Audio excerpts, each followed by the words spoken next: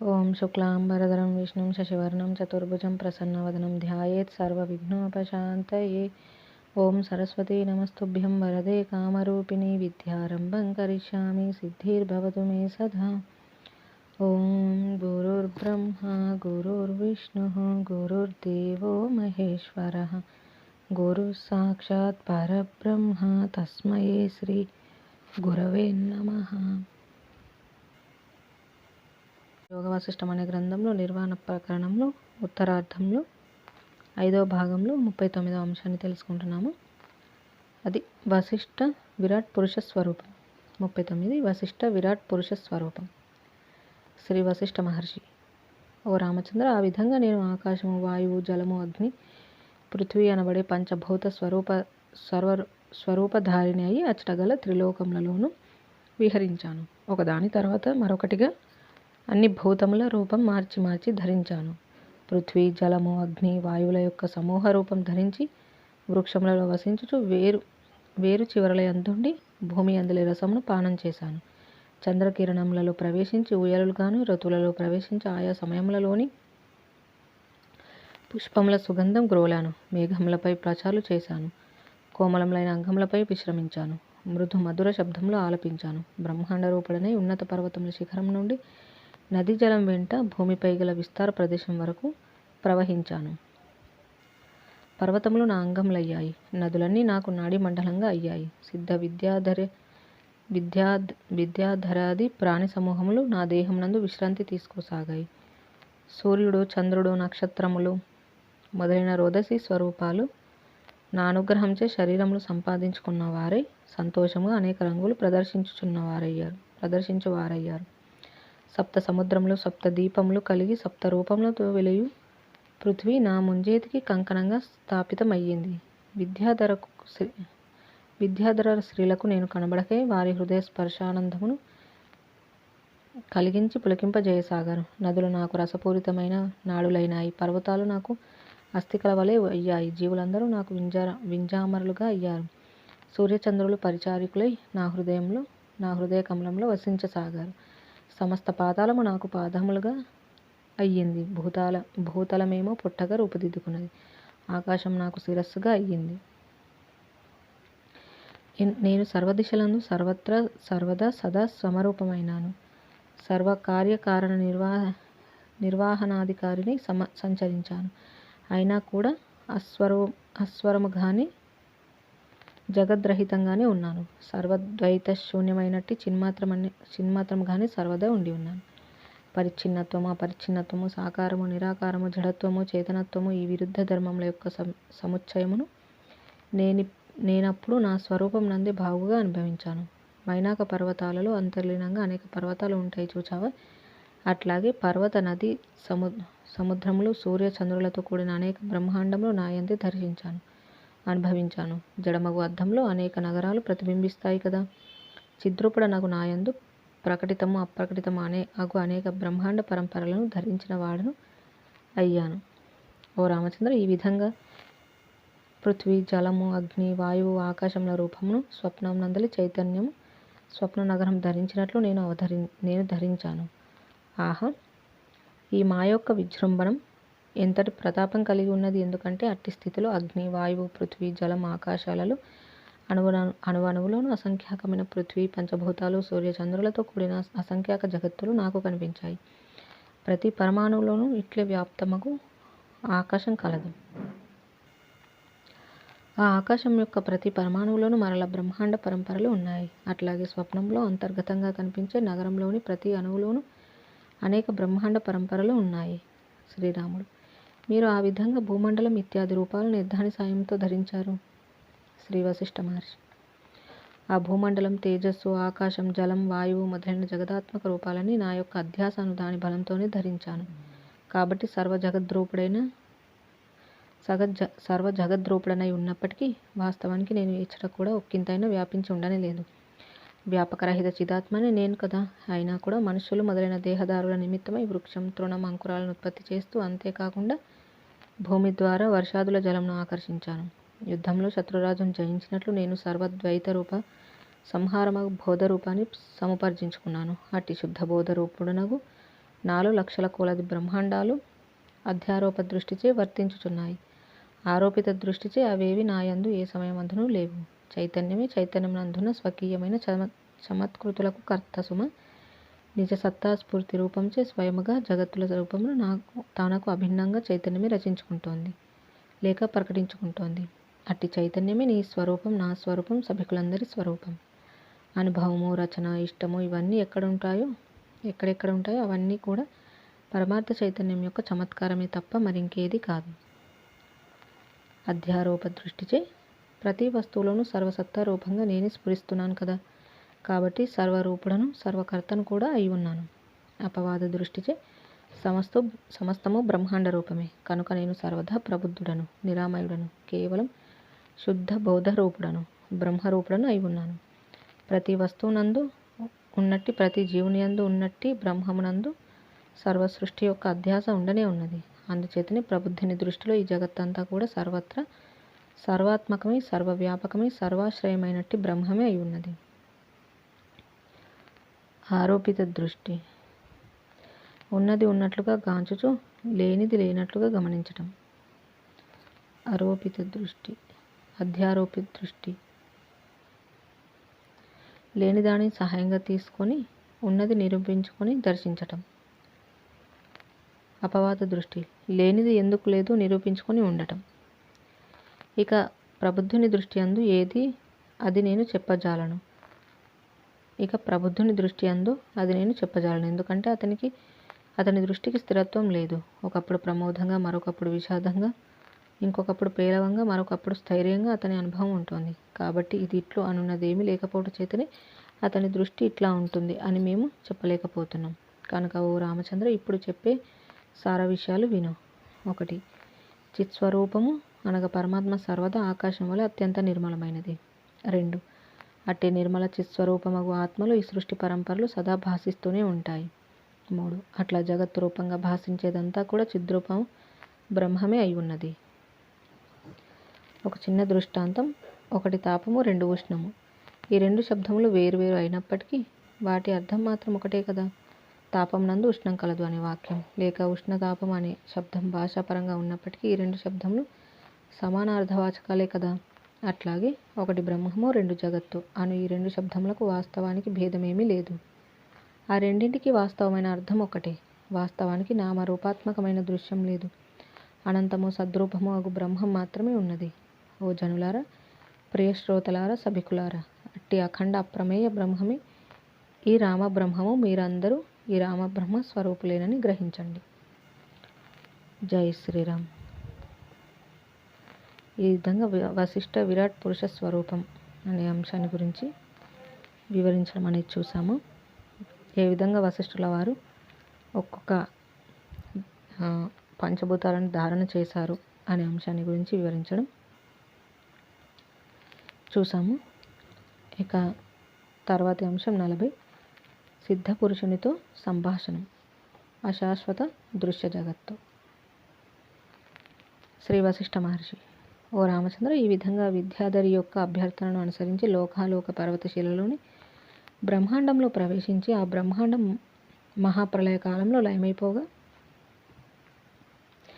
రుద్రభగవానుని నృత్యమును, కాళీదేవి యొక్క ఆవిర్భావమును, రుద్రభగవానుని స్పర్శచే ఆయన యందు లయమవటం, ఆ తర్వాత రుద్రభగవానుడు కూడా సూక్ష్మరూపే అంతర్ధానం కావటం, తదనంతరం ఆ శిలలోని తదితర భాగములలోను, తదితర శిలలలోను, ఇతర సర్వ పదార్థములందు అనేక బ్రహ్మాండములను సందర్శించటం, ఆ తర్వాత నా స్వరూపం నందే అనేక బ్రహ్మాండములు అగుపించటం, అటుపై నేను ఆకాశ, వాయు, పార్థివ, అగ్ని, జల అభిమానినై సంచరించటము, ఇక ఆపై విరాట్ పురుషుడనై అనేక ఇంద్ర, అగ్ని, వాయు, త్రిలోక త్రిమూర్తులతో కూడిన బ్రహ్మాండములకు శరీరధారినై అవటము, ఇదంతా వర్ణించి చెప్పాను కదా. ఆ తర్వాత కొన్ని సిద్ధలోకాలు కూడా సందర్శించాను. అదంతా అయిన తర్వాత ఇక సర్వ కౌతుకములను త్యజించి నెమ్మదిగా అంతకుముందు ఆకాశంలో నేను సంకల్ప బలంతో నిర్మించుకున్న ఏకాంత మండపం వైపుగా వెళ్ళటం జరిగింది. శ్రీరాముడు: స్వామి, అవును, మీరు అనేక బ్రహ్మాండములలో సంచరిస్తూ నిర్వికల్ప ధ్యానం కొరకై చిదాకాశం నందు ఒకానొక విభాగంను తదితరులకు చేర వీలుకాని ఏకాంత ప్రదేశంలో మనోనిర్మిత కుటీరం చేరారు కదా. అప్పుడు ఆ కుటీరం తిరిగి చేరుచుండగా జరిగిన విశేష చమత్కారాలు ఏమిటి? శ్రీ వశిష్ఠ మహర్షి: ఆ విషయాలకే ఇక వస్తున్నాను విను. ఆ విధంగా కౌతుకముచే ఆ జగత్తులను దర్శించిన తర్వాత అట్టి క్రియ నుండి ప్రయత్నపూర్వకంగా వైదొలిగాను. ఇతఃపూర్వపు ఆకాశమును మనోనిర్మితమైన సమాధి కుటీరం క్రమంగా సమీపించాను. కుటీరంలో ప్రవేశించి ఇతఃపూర్వపు నా భౌతిక శరీరం కొరకై అటు ఇటు చూచాను. ఆ దేహం కనిపించలేదు. అయితే నా భౌతిక దేహం ఉండవలసిన చోటుకు కొంచెం ప్రక్కగా ఎవరో సిద్ధుడు కనిపించారు. ఆయన సమాధియందు ఉన్నట్లుగా ఉన్నారు. కొంచెం సమీపంగా వెళ్ళి చూచాను. అవును, ఆయన సమాధియందు నిమగ్నమై ఉన్నారు. బ్రహ్మపదమును పొంది సౌమ్యత్వం వహించినట్లుగా కనిపిస్తున్నారు. సూర్య భగవానుని వలె గొప్ప తేజస్సు ఆయన ముఖంలో కనిపించింది. పద్మాసనం వహించుకొని ఉన్నారు. పరమశాంతమూర్తి ఇష్ట విషయముల పట్ల చిత్తము స్థిరమగుటచే నిశ్చలులై ఉన్నారు. ఆయన ఆశ్రయించిన సుఖాసనమును అనుసరించి వృషణముల పాదముల చీలమండల మధ్యగా ఉన్నాయి. ఆయన సర్వ జగద్విషయములకు ఆవలగల పరబ్రహ్మమునందు నిష్ట వహించి ఉన్నారని గమనించాను. ఆయన ముఖం విభూది త్రిరేఖలతో సౌమ్యంగా గంభీరంగా ప్రకాశిస్తోంది. భుజస్కందములు సమముగాను నిలువుగాను ఉండగా కంఠం అతి సుందరంగా శోభిస్తోంది. ఆయన ప్రసన్నమైనట్టు సుఖముతో కూడి శిరస్సుచే అతి సుందరుడుగా కనిపిస్తున్నారు. నాభి వద్ద ఆయన అరచేతులు తెరుచుకొనిన భంగిమలు అవతరించబడి ఉన్నాయి. హృదయము బాహ్యముగా ఏతించు మహాతేజస్సుతో శోభిల్లుతుంది. కనురెప్పలు రెండు మూసుకొని ఉన్నాయి. ఆయనలో బాహ్యేంద్రియ వ్యాపారంలో అగుపించటమే లేదు. ఒక ప్రశాంత గాంభీర్య సరోవరం వలె మౌనస్థితిచే ఉట్టిపడుచున్నారు. అంతఃకరణము ధీర శాంత వృత్తిచే ప్రకాశిస్తున్నట్లుగా అనిపిస్తుంది. నిర్వికల్పమును ఆశ్రయించి ఉండటం చేత ఆయన నా రాకను గమనించే స్థితి కనిపించటం లేదు. ఆ మునివర్యుని దేహమును ఆ స్థితిలో వీక్షించి నా యొక్క శుద్ధ చిత్తంతో ఇట్లు చింతించాను. ఆహా, ఈయనెవరో మహాసిద్ధుడు అయి ఉంటారు. ఈ మహాత్ముడు నాలాగనే ఏకాంతమున విశ్రాంతి పొందాలని ఆకాశంలో ఎక్కడో ఉన్న ఈ కుటీరానికి వచ్చారు. ఈయన సత్య సంకల్పుడు అయి ఉండటం చేతనే సమాధి యోగ్యమైన ఏకాంత స్థానం పొందాలి అనే యోచనతో ఈ కుటీరంలో ప్రవేశించి ఉంటారు. నా భౌతిక దేహమును నేను చిరకాలంగా ఉపేక్షించి ఉన్నాను కదా. అందుచేత నా శరీరమును మరణించిన దానిగా భావించి ఇక నా రాక కొరకై వేచి ఉండక ఆ నా శరీరమును ఎక్కడో పడవేచి తాను ఇచ్చట ఈ సమాధి స్థితిని ఆశ్రయించి ఉంటారు. ఆ నా స్థూల శరీరం నశించే ఉంటుంది. ఇక ఇక్కడ నాకు పనేమున్నది కనుక ఈ సూక్ష్మ శరీరంతోనే సప్తర్షి మండలంలోని నిజాశ్రమమును చేరేదనుగాక. ఈ విధంగా యోచించిన నేను సప్తర్షి మండలం వైపుగా ప్రయాణమునకు సంసిద్ధుడనైనాను. వెంటనే నా సంకల్పంచే నిర్మించబడిన ఆ కుటీరం యొక్క సంకల్ప క్షయ ప్రభావం చేత క్షణంలో నశించిపోయి ఆ స్థానంలో శూన్యాకాశం యథాతథంగా ఉండటం జరిగింది. ఇప్పటి ప్రవృత్తి లేక ఆలోచన పూర్వపు ప్రవృత్తి లేక ఆలోచన తొలగించి వేస్తూ ఉంటుంది కదా. ఎప్పుడైతే సంకల్ప నిర్మాణ కుటీరం నా యొక్క సప్తర్షి మండలం వైపుగా వెళ్ళాలని ఉత్కర్ష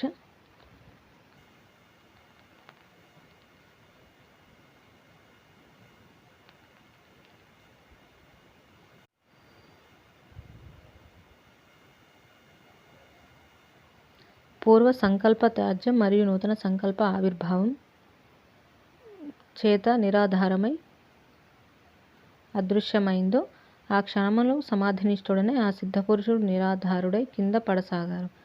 స్వప్నం శమించగానే స్వప్న నగరం కూడా శమించినట్లు నా సంకల్ప ఉపశమనంచే నిరాధారుడైన ఆ మునీంద్రుని దేహం మేఘమును వదిలిన జలధార వలె నేలపై పడిపోచుండటం నేను గమనించాను.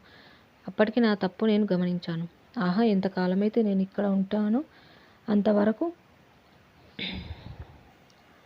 ఈ మనోకల్పిత కుటీరం ఇట్లే ఉండుగాక అని సంకల్పించిన ఈ కుటీరం నా ధ్యాస సప్తర్షి మండలం వైపుకు మళ్ళగానే మటుమాయమైనది కదా. అరే, ఈ సిద్ధ పురుషుడు ఇప్పుడు నేలపై పడుచున్నారు. ఎంత తప్పు జరిగింది. ఇప్పుడు వీరి దేహమునకు ఏదైనా హాని జరగదు కదా అని తలచి ఉలిక్కి పడ్డాను. ఆ సిద్ధ పురుషుని వైపుగా చూచాను. ఆయన దేహం క్షయించిన పుణ్యమప్పటి వైమానిక దేవత వలె మూలము చిన్నమైనప్పటి మహావృక్షం వలె ఆకాశం నుండి విలువడిన శిల వలె క్రింద పడసాగటం చూచాను. మహనీయుల పట్ల సుజనుల పట్ల దోష ప్రవర్తన ఉండకూడదని ధర్మంచే ప్రేరితుడిని సూక్ష్మ శరీరంతోనే ఆ సిద్ధ పురుషుని శరీరం వెంట భూతలం వైపుగా రాసాగాను. వాయుమండలం యొక్క పరివర్తనములచే ప్రేరితమై వాయు తరంగములచే మోయబడుచు ఆ సిద్ధుని భౌతిక దేహం సప్త దీపములకు సప్త సముద్రములకు ఆవల ఉన్న ఒక దేవతల క్రీడా స్థలంపై పడసాగటం అల్లంత దూరంగా గమనించాను. ఆయన దేహం యోగబలంచే వజ్రశిలాదుల వలె దృఢంగా ఉండటం చేతను, ప్రాణాయామ ధారణచే దూది పింజము వలె అతి తేలికగా ఉండటం చేతను, అంత దూరం నుండి నేలను తాకుతున్నప్పటికీ ఆ దేహమునకు ఏమీ కాలేదు. ఆయన చిత్తం అన్యథా తీవ్రంగా లగ్నమై ఉండటం చేత ఆయన సమాధికి కూడా ఎటువంటి భగ్నం వాటిల్లలేదు. ముందుగా ఆయన అరికాళ్ళు నేలను తాకాయి. క్రమంగా ఆయన శరీరం నేలపై ఆసీనమైనది. ఆయన శిరస్సు ఊర్ధ్వంగాను, ప్రాణాపానములు ఊర్ధ్వగమనం కలిగి ఉండటం చేతను ఆయన నేలపై గల ఒకచోట ఇతఃపూర్వ పద్మాసనంతోనే స్థానం పొందారు. అప్పుడు నేను ఆయనను సమీపించాను. ఆ సిద్ధపురుషుడు ఇతఃపూర్వం మానసిక కుటీరంలో పద్మాసనుడై ఉన్నట్లే ఉన్నారు. సమాధి నుండి మేల్కొననే లేదు. అప్పుడు ఆయనను సమాధి నుండి మేల్కొల్పుటకై ప్రయత్నశీలుడనైనాను. అట్టి ప్రయత్నంలో భాగంగా ఆకాశంలో మేఘములను ఉత్పన్నం చేసి వర్షమును కురిపించాను. బిగ్గరగా గర్జనలు చేయసాగాను. ఆయన ఉన్న దిశగా పెద్ద పెద్ద శబ్దములతో వడగాళ్ల వాన కురిపించాను. ఎట్లాగైతేనేమి కొంతసేపటికి ఆ మహాత్ముని బోధితునిగా చేశాను. సమాధి నుండి మేల్కొల్పగలిగాను. అప్పుడు ఆయన ప్రకాశమానమైన అంగములు కలిగిన వారే క్రమంగా కనులు తెరిచారు. ఆ విధంగా సమాధి నుండి మేల్కొనినట్టి మహనీయుడు సిద్ధుడగు ఆ మునివరేణ్యుని ఎదుట స్నేహపూర్వకంగా నిలబడి చేతులు జోడించి నమస్కరించాను. ఆప్యాయంగాను నిర్మల వృత్తితోనూ ఇట్లా ప్రశ్నించాను. శ్రీ వశిష్ఠ మహర్షి: ఓ మునివర్య, మీరు ఎవరు? ఏ చోట ఉండేవారు? ఆ మనోనిర్మిత ఆకాశ కుటీరంలో ఎందుకు ప్రవేశించారు? దయచేసి మీ వివరాలు తెలియజేయవలసిందిగా నా విన్నపం.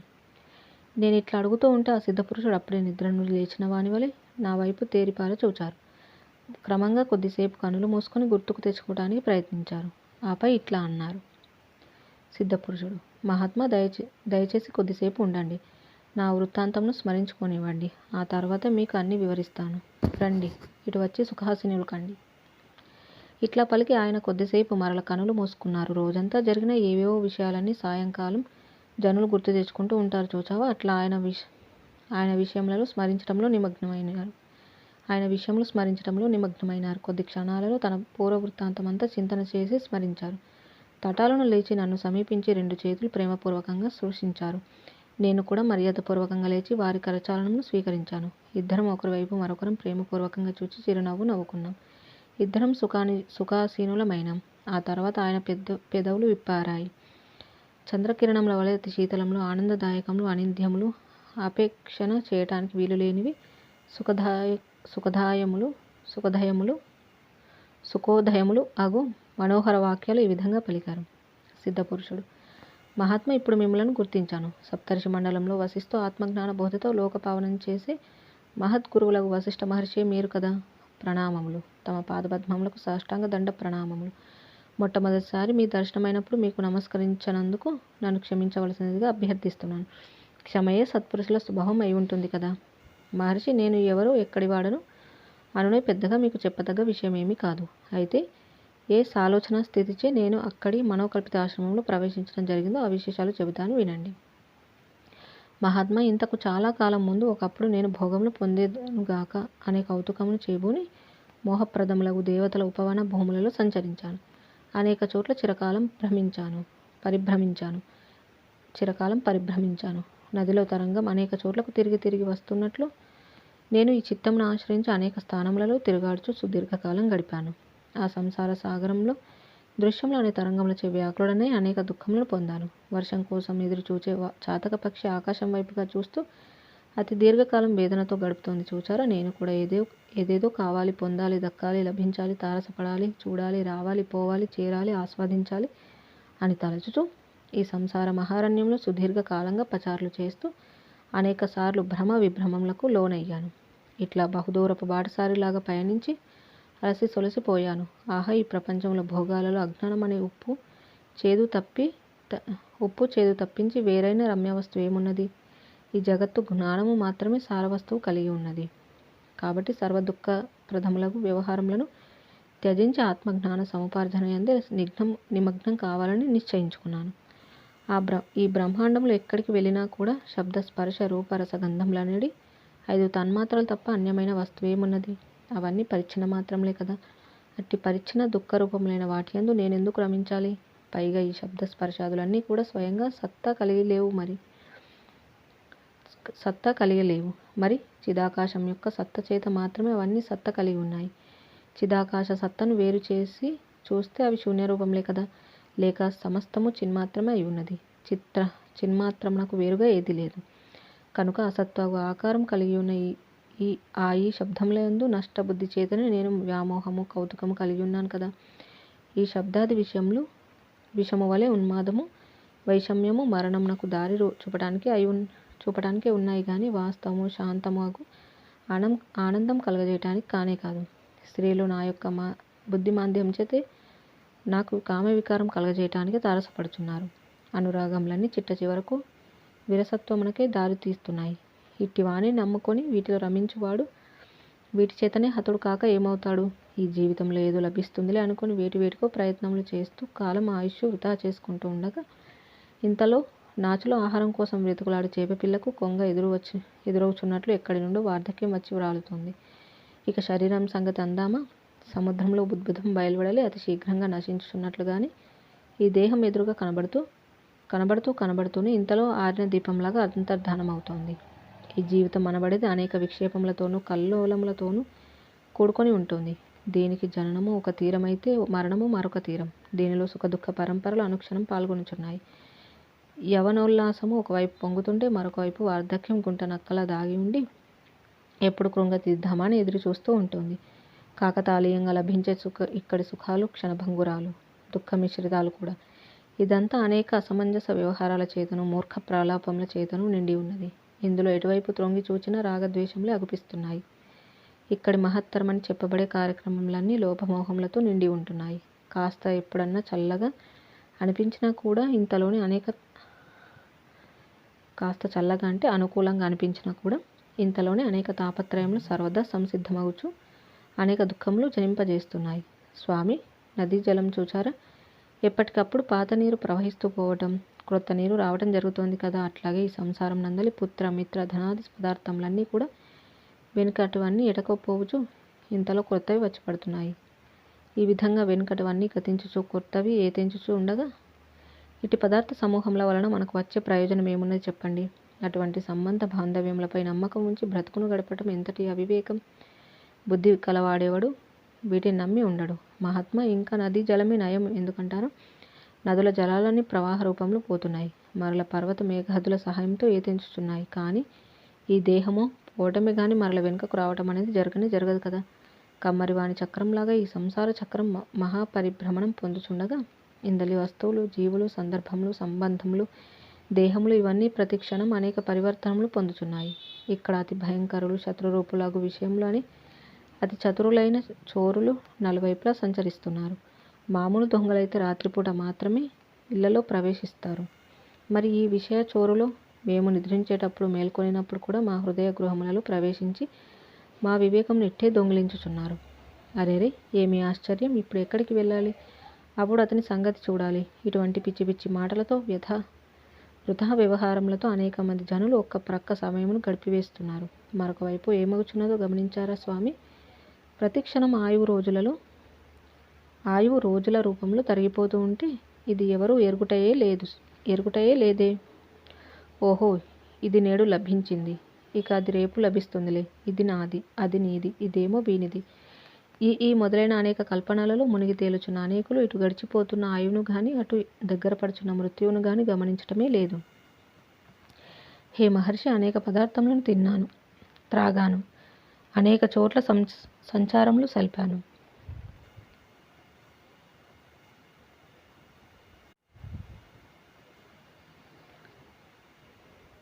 అనేక సుఖదుఖములు అనుభవించాను. అయితే ఎందుకు? ఇక్కడ సాధించడానికి శాశ్వతమైన ఫలం ఏది?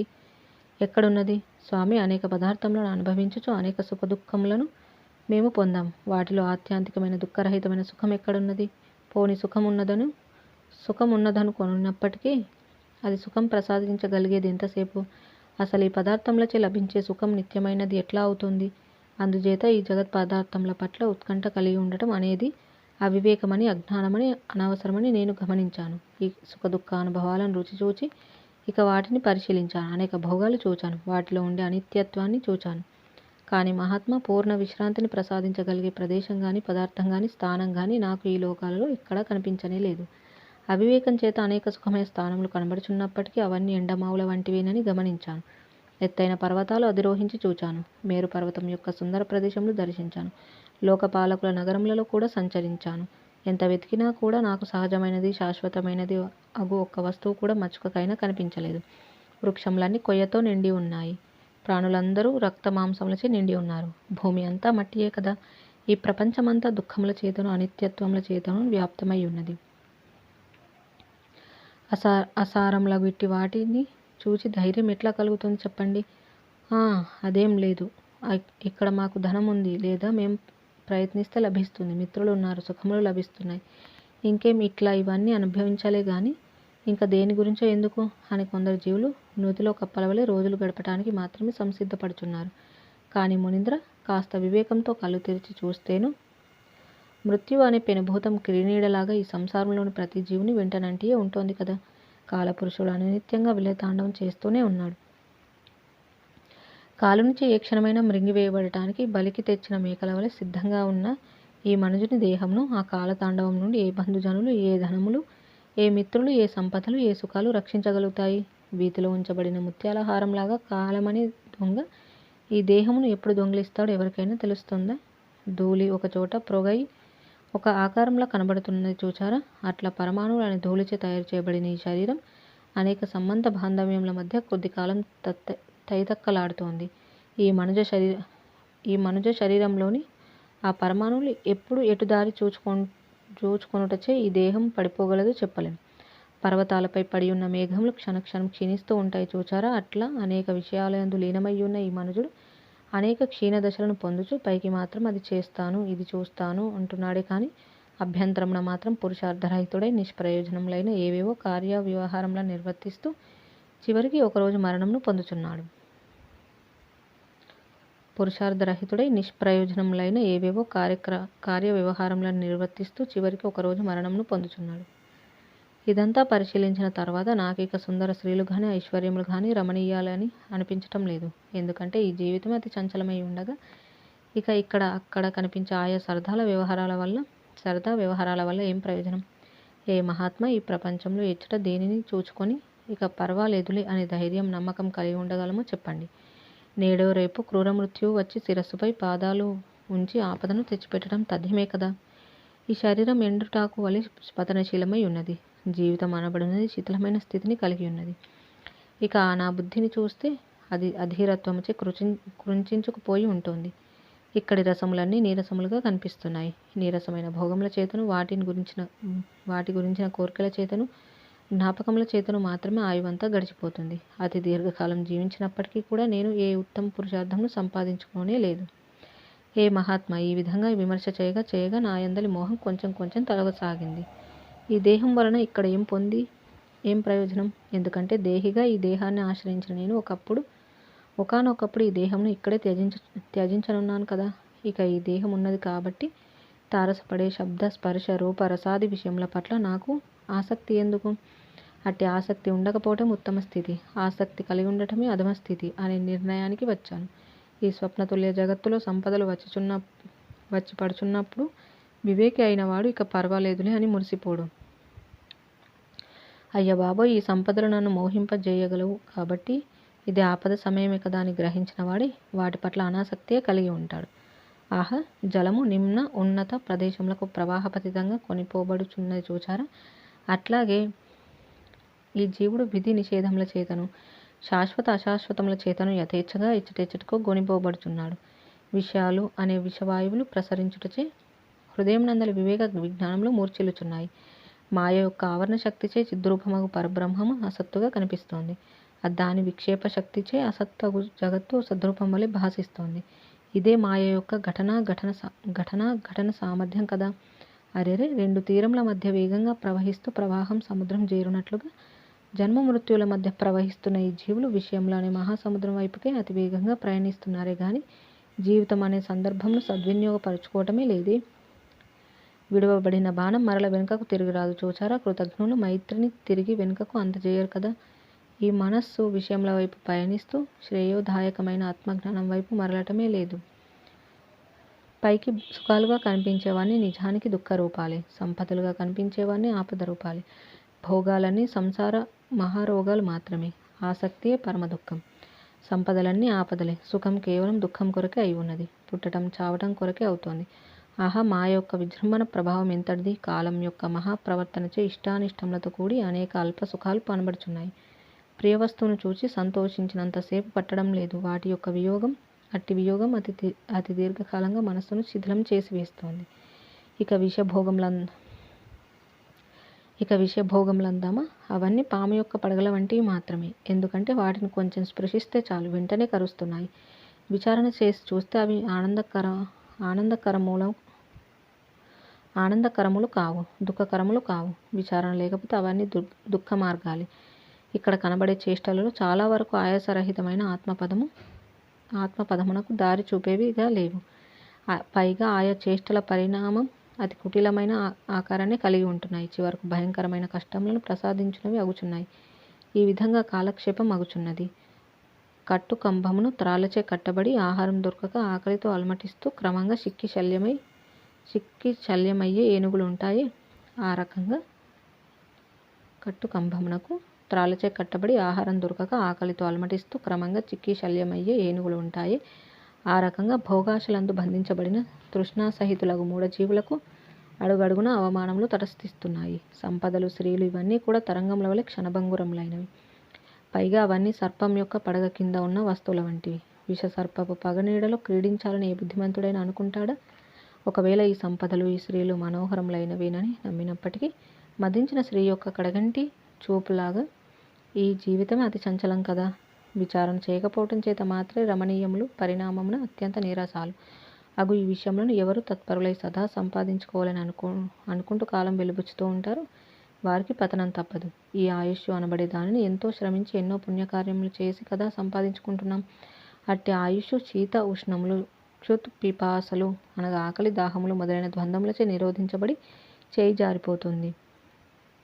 ఇక సముపార్జనకు పైకి రమణీయంగా కనిపించే ధనము మొదలైనవి కష్టసాధ్యాలు, అస్థిరములు, దోషబుద్ధి గల వారిచే మాత్రమే సేవించబడేవి అవుచున్నాయి. అటువంటి ధనాదులు నాకెప్పుడు సంతుష్టి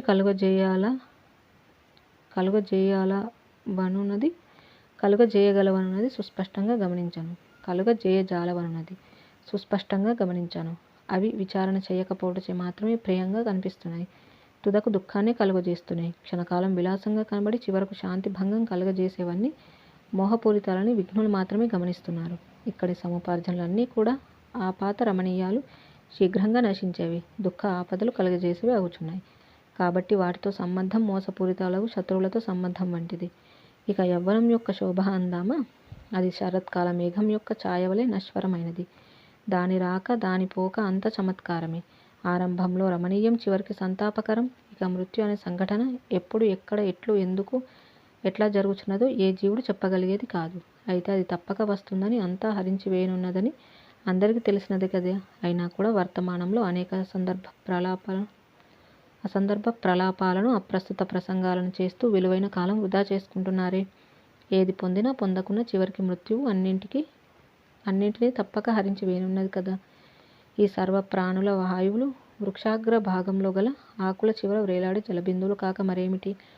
ఇక వార్ధక్యం. కేశములు, దంతములు శిథిలమైపోతున్నాయి. దేహమంతా శిథిలమవుచున్నప్పటికీ తృష్ణ మాత్రం క్షయింపక వర్తిస్తూనే ఉన్నది. ఆ తృష్ణ భావికాలపు అనేక దేహ పరంపర మహారణ్యానికి త్రోవ తీయుచున్నది కదా. ఎన్ని సంపాదించినా, ఏది పొందినా ఈ తృష్ణాగ్ని చల్లారటమే లేదు. బాల్యము యవ్వనం వలె, యవ్వనం బాల్యం వలె గడిచిపోతున్నాయి.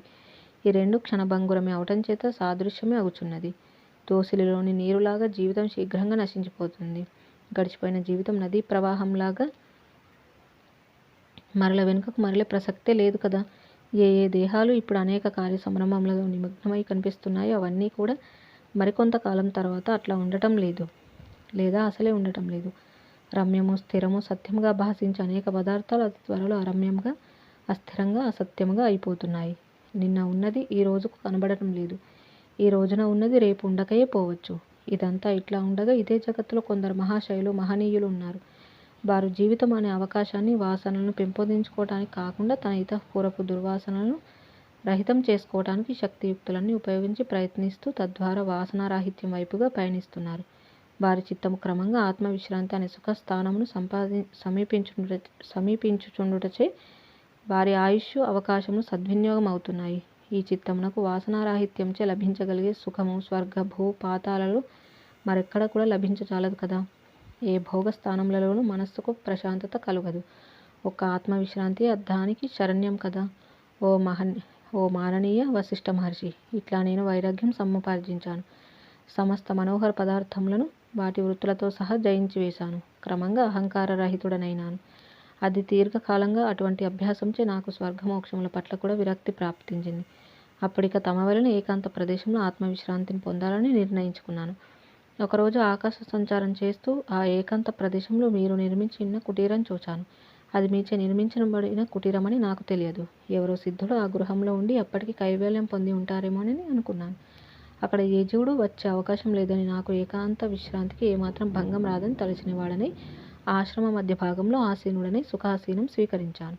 ప్రాణ అపానములను అనుసంధించి ఆత్మావలోకనం అనే నిర్వికల్ప సమాధి యందు నిమగ్నుడైనాను. హే మహాత్మా వశిష్ఠ మహర్షి, ఈ విధంగా నా వృత్తాంతమంతా మీకు నివేదించాను.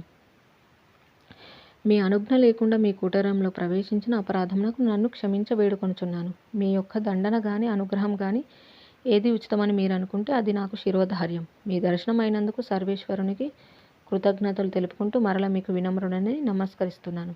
హే మునివరైన్య, మేము సిద్ధులమైనప్పటికీ కూడా, అనగా అన్ని విషయాలు చూచినంత మాత్రం చేతనే గ్రహించగలిగిన వారిమైనప్పటికీ కూడా, ఎప్పుడు ఈ అంతఃకరణము ఒక విషయమున విచారణచే పూర్వాపరాలు పరిశీలించదో అంతవరకు ప్రతి కాలంలందలి వృత్తాంతం గమనించదు కదా. బుద్ధిని ఏకాగ్రపరిస్తేనే ఏ విషయమైనా అవగాహనకు వస్తుంది కదా. అప్పుడే ఆ ఒకానొక విషయం యొక్క జ్ఞానం కలుగుతుంది. బుద్ధిని ఏకాగ్రపరిచి పరిశీలించకపోతే ఏది తెలియదు. ఎవరో సిద్ధులు ఇక్కడ ఆశ్రమం మనస్సుచే నిర్మించి ఆ తర్వాత త్యజించి ఉంటారులే అని అనుకోబట్టి ఈ ఆశ్రమం వశిష్ఠ మహర్షికి చెందినది అని గుర్తించడం జరగలేదు. బ్రహ్మాదుల మనస్సు కూడా ఇట్టి స్వభావమే కలిగి ఉంటుంది. ఇక సామాన్య సిద్ధుడనగు నా వంటి వారి గురించి వేరే చెప్పేదేమున్నది. కనుక మీరు ఆజ్ఞాపిస్తే ప్రాయశ్చిత్తం నిర్వర్తించడానికి నేను సంసిద్ధుడని మీ పాదాలు ఆశ్రయించుచున్నాను. ఓ రామచంద్ర, ఆ విధంగా అత్యంత మధురమైన వైరాగ్యప్రదమైన వాక్యాలు పలికిన ఆ సిద్ధుని ఆప్యాయంగాను మిత్రపూర్వకంగాను చూస్తూ చిరునవ్వుతూ ఇట్లు పలికాను. శ్రీ వశిష్ఠ మహర్షి: ఓ సిద్ధ పురుష, మీకు స్నేహపూర్వకంగా ప్రతి నమస్కారం సమర్పిస్తున్నాను. మీ వైరాగ్య వాక్యాలు అద్భుతములు, అత్యద్భుతములు, పరమసత్యములు, జీవులకు సన్మార్గ సూచకములై ఉన్నాయి. మహాత్మ, ఇందులో మీ దోషమేమీ లేదు. నేను కూడా ఏకాగ్ర బుద్ధితో మీ గురించి విచారణ చేయలేదు. దేహదారులగు యోగులకు కూడా ఏకాగ్ర బుద్ధితో విచారణ అనుసంధించకపోతే త్రికాల జ్ఞానం సంభవించదను మాట పరమసత్యము. అదియే కొంచెం సేపటి క్రితం నా పట్ల నిజమైనది. ఈ సిద్ధపురుషుడు ఇక్కడ నిర్వికల్ప సమాధిలో ఉండి ఉన్నారు. సరే, ఇక నేను నా నిజస్థానము సప్తర్షి మండలంను చేరదను గాక అని ధ్యానం మరల్చాను. అట్లు మరల్చుచున్నప్పుడు సంకల్పం యొక్క ఉపసంహారంచి ఈ మనోనిర్మిత ధ్యాన గృహం అదృశ్యమవుతోంది కదా. అది నేను జ్ఞప్తి చేసుకోలేకపోయాను. ఆ మహనీయుని సమాధి కొనసాగినంత వరకు ఈ మనోకల్పిత సిద్ధాశ్రమం యథాతథంగా ఉండుగాక అని సంకల్పించుంటే మీరు ఆసీనులైన ఆ ధ్యాన గృహం యథాతథంగా ఉండేది. మీ నిశ్చల సమాధికి ఆటంకం కలిగేదే కాదు. ఈ విషయం విన్నవించుకొని మీ యొక్క క్షమను వేడుకోవాలనే ఉద్దేశంతోనే మిమ్మల్ని అనుసరించి ఇటు వచ్చి మిమ్మల్ని నిశ్చల సమాధి నుండి నిద్రలేపాను. కాబట్టి నా అపరాధమును మీరే క్షమించండి. మహాత్మ, ఇక లేవండి, పోదాం. మీరు మీ సిద్ధలోకములకు, నేను నా నిజస్థానమైనట్టి సప్తర్షి లోకములకు వెళ్ళేదముగాక. ఎందుకంటే విక్షేపరహితమైన స్థితి కొరకై మన స్వస్థానములను చేరటమే ఉచితము. సాధనను కొనసాగించుకోవడానికి సానుకూల్యం కదా. ఓ రామచంద్ర, ఇట్లు మేమిద్దరము కుశల ప్రశ్నల పూర్వకంగా పరస్పరం ఆమోదములను మర్యాదలను తెలుపుకున్నాం. ఆ తర్వాత యంత్రంచే ఆకాశమునకు విసరబడిన గులకరాల వలె విశాల ఆకాశంలో కొంతసేపు కలిసి ప్రయాణించాం. ఆ తర్వాత పరస్పర ప్రమాణపూర్వకంగా ఒకరి వద్ద మరొకరం సెలవు తీసుకొని మా అభిమత స్థానములకు బయలువెడలాం. నేను కొన్ని సిద్ధలోకములు, లోకపాలుర నగరములను సందర్శించి అక్కడ సిద్ధులతో సంభాషించి అటు తర్వాత సప్తర్షి మండలం చేరాను. ఓ రామచంద్ర, ఇది కథ. ఈ విధంగా నాకు స్వయంగా అనుభూతమైన ఒకానొక సంఘటనను ఆమూలాగ్రం ఈ పాషాణోపాఖ్యానం అనే పేరుతో నీకు తెలియజేశాను. ఆ సిద్ధుడు దృశ్య జగత్తును ఎట్లు నిర్వచించారో కూడా వివరించాను. కనుక ఓ సర్వసభికులారా, ఈ సంసారం యొక్క ఆశ్చర్యకరమైన వైచిత్రం అంతా గమనించి మీ ఆశయములను ఎక్కడెక్కడ ఎంతవరకు అవసరమో అంతవరకు తగిన రీతిని సంస్కరించుకునేదరుగాక. జై శ్రీరామ్. ఈ విధంగా మనకి సిద్ధపురుషునితో సంభాషణం అనే అంశాన్ని గురించి వశిష్ఠ మహర్షి వారు తనకెదురైన సందర్భాన్ని తెలియజేయడం అనేది చూసాము. ఇక మిగిలిన అంశాలను మళ్ళీ తెలుసుకుందాం. ఇంతటితో ముగించుకుందాం. జై శ్రీరామ్. కాయేన వాచా మనసేంద్రియైర్వా బుద్ధ్యాత్మనా వా ప్రకృతే స్వభావాత్ కరోమి యద్యత్ సకలం పరస్మై నారాయణాయేతి సమర్పయామి. స్వస్తి. ఓం తత్సత్. ఓం శుక్లాంబరధరం విష్ణు